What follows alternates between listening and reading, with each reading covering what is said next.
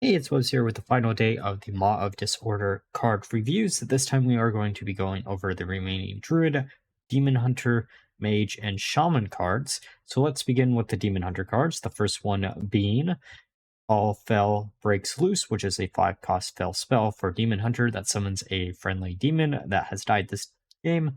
Infuse 3 demons, summon 3 instead. And then the infused version looks like this.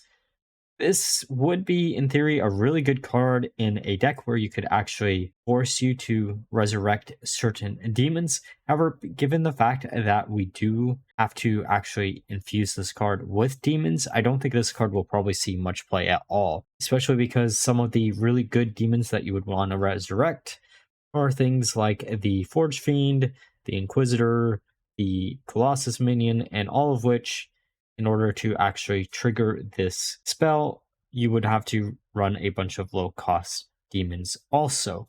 Sure, if you ran this as just an additional copy of one of those cards, it wouldn't be that bad, but I do think this is a little bit too situational and a little bit too hard to actually set up for a really good turn. That was probably the reason why they made it infused only with demons instead of being any minions.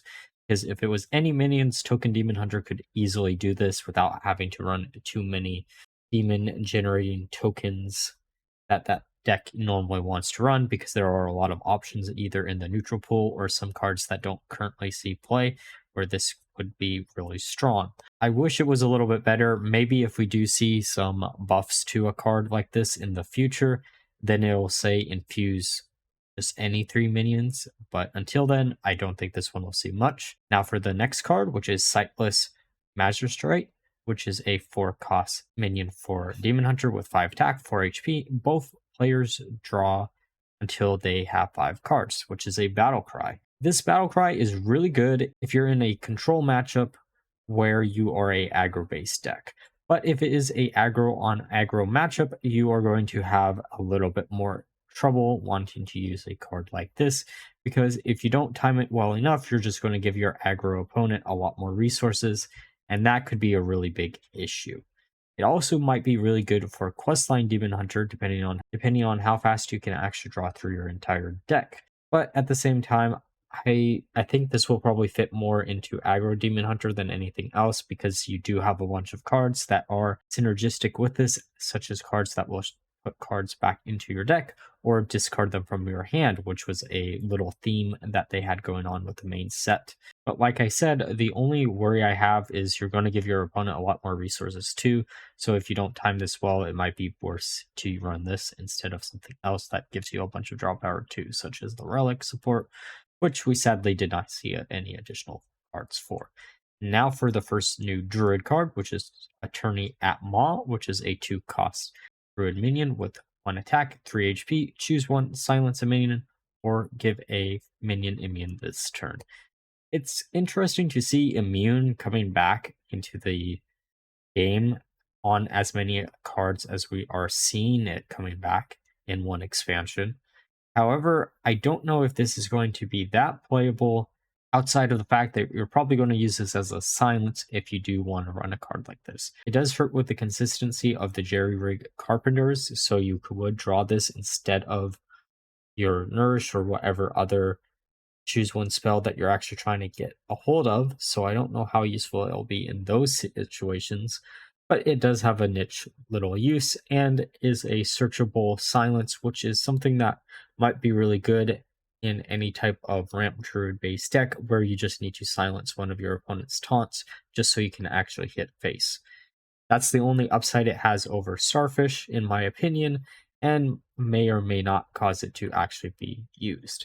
Now for the next Druid card, which is Incarceration, which is a 3-cost Druid spell that you choose a minion, it goes dormant for 3 turns. I know there's some really funny things in Wild that you can actually do, such as the Dark Fallen Aviana, but I do think in Standard this card probably won't see much play, though it is spot removal for a big taunt or some big minion, so you can actually survive an additional turn while you combo out with either your Sire or some other type of weird combo that you might come up with the current Druid cards that are existing in Standard.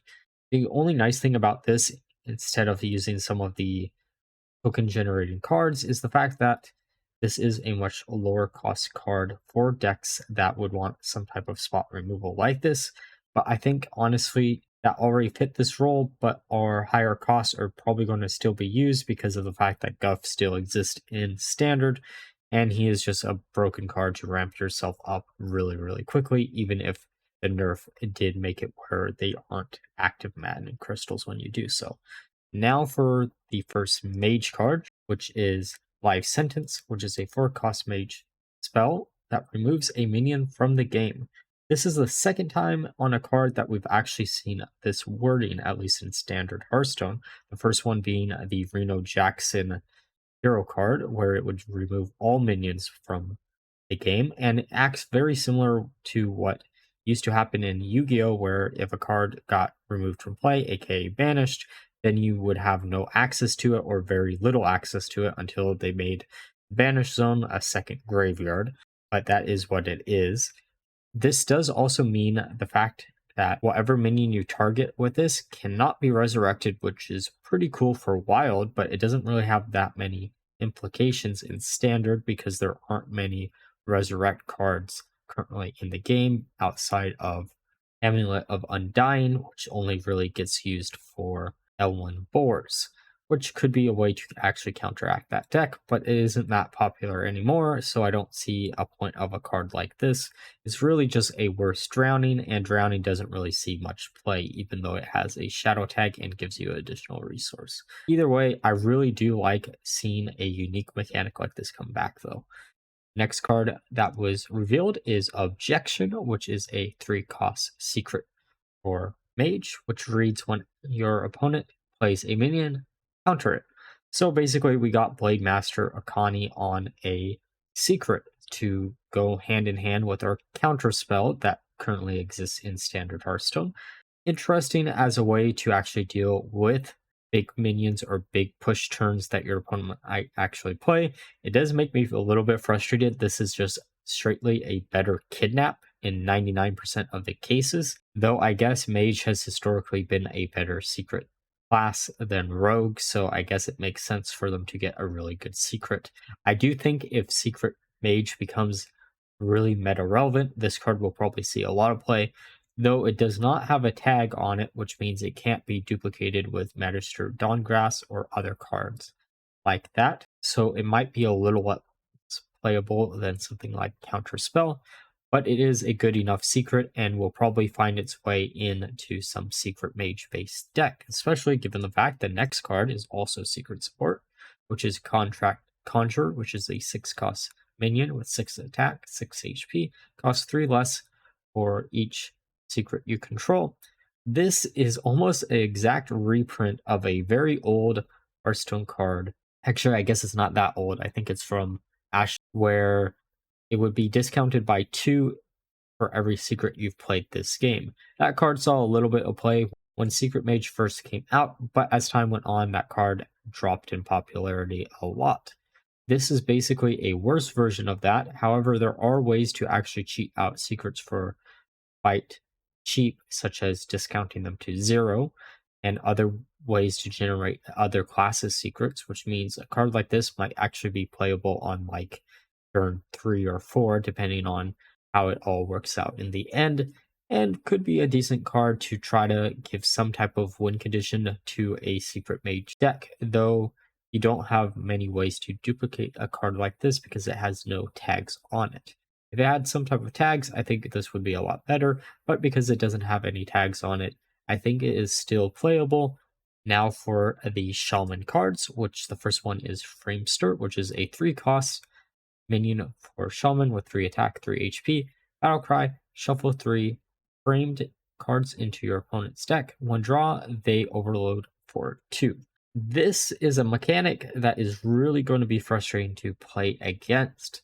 However, I don't think it's going to be as frustrating as some of the other cards that are going to be really frustrating in this set to play against.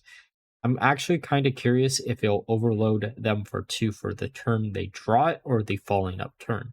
Because if it's on the falling up turn, this card is a lot worse than I originally think. But if it is on the exact same turn you draw into them, I think this card will see probably some type of play as a control shaman deck would maybe want to use this as something to prevent your opponent from completely playing, since you do have a lot of ways to duplicate this battle cry within shaman, and you could in theory just lock your opponent out through doing this. Could be a really fun deck to try out week 1 or 2, but I really have my eyes set on a Ashen Elemental due process deck, to be honest, for day 1.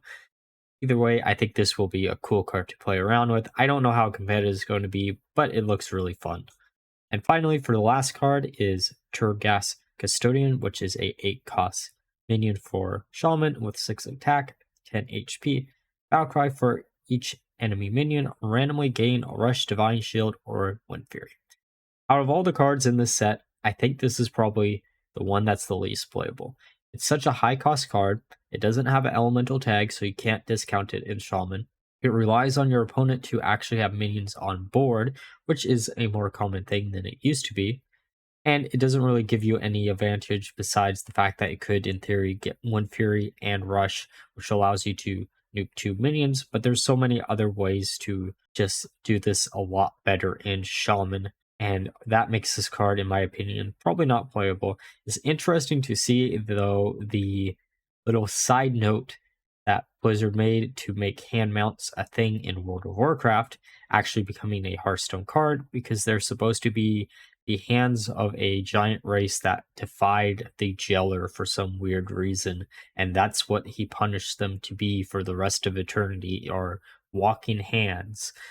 It never made any sense, but I guess it was a good enough excuse to give us these as mounts that players could actually use. I wish this was a little bit better. I don't know how you make this a bit better. You lower the cost, maybe you can't give it elemental tag because it isn't an elemental, but lowering the cost, maybe lowering the stat line would make it a lot better, but I don't see this one seeing any play at all. All right, so those were all the cards revealed today, and that was the rest of cards for the set. Let me know what decks you're looking most forward to trying to play out. I think Framester and Due Process are 2 cards that I really want to try out pretty quickly. I don't know if I'm going to do both of this decks back to back because they're going to be very similar, but either way, I think a mill deck might be really fun to do for a day 1 deck. And like always, if you enjoyed the video, please like, comment, subscribe. Until next time, bye bye.